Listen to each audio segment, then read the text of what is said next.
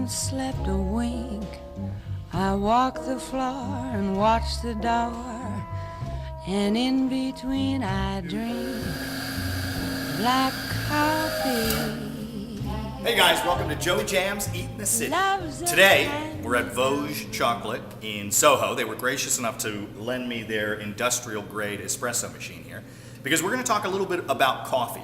Over the next few weeks, I want to take you to some of my favorite coffee places in the city. But before we do that, I figure it'd be helpful to lay some basic groundwork, some basic vocabulary, because there's a few things, I think, that every really good coffee should possess. So we're going to walk through those things and, like I said, set up a baseline vocabulary so that as we go and visit these other places, we know what we're talking about. First thing we want to look for when we go to a coffee shop, we want to look for a grinder. See, we got the whole beans in the top here. All right, these are from Intelligentsia Coffee, actually, in Chicago, which is great. But you want those beans to be ground when you order your coffee. Okay, you see somebody at the coffee shop pulling out the grounds from a bag or a box or something, you don't know when those things were ground, and it makes a big difference when it comes to the flavor. They should be ground when you order your coffee, and it should sound something like this.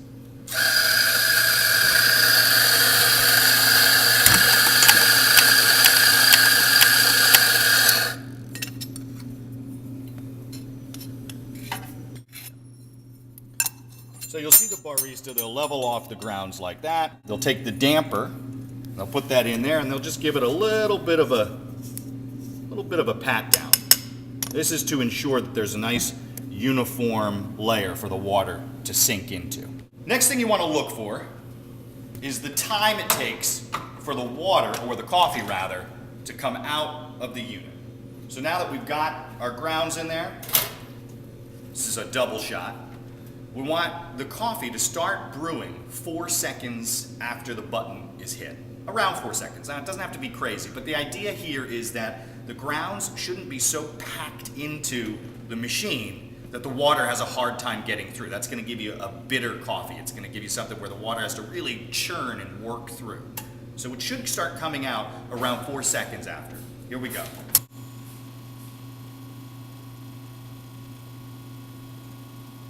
So the shot shouldn't be pulling for longer than, say, 20-25 seconds. That's sort of the industry standard. Anything longer than that has a tendency to sort of water it down. Now, shorter than that's fine. That's called a short espresso, and you can certainly order it that way. That's going to be a more concentrated, slightly more intense shot. But for our purposes, we're going to be making a cappuccino. Moving on here. We want it to be around 22-23 seconds. Once that's done, we pull the coffee. Now, this is probably the most important thing to look for any espresso anywhere, and that's called the crema. The crema is this sort of beautiful mahogany brown color at the top of the espresso. If you get an espresso and it doesn't have that crema, all you see is that black color at the top, send it back. Don't drink it. You've been robbed. What the crema indicates is that the water in the machine is hot enough and that there's enough pressure being put on the water as it's going through the coffee to extract the real flavor of the coffee. So if you don't see the crema, you don't have an espresso. Let's move on to milk. The second component of a really great cappuccino, cortado, a macchiato is the milk. All right. Here at Vosges, actually, I'm a big fan of their coffee here. They use Ronnie Brook Farms milk, which is a nice local New York State creamery. They make a beautiful whole milk here.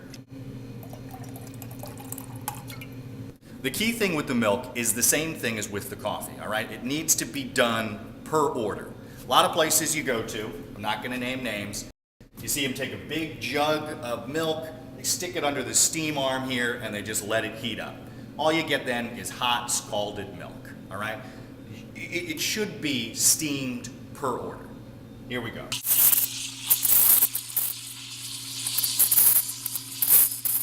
All right, our milk is properly steamed. There's one key thing about a properly steamed milk, the bubbles. Look for the bubbles.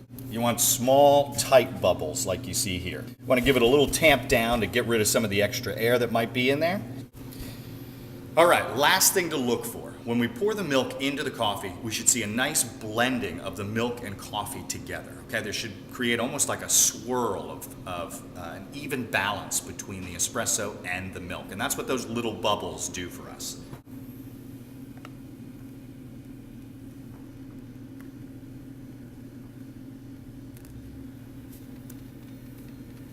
Again, we see the nice modeling of the milk and the coffee blended together.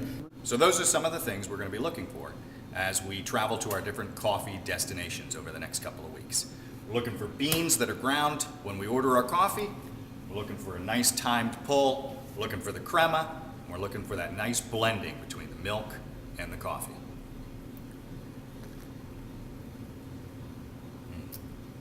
I'm Joey Jams, and I'm eating the city.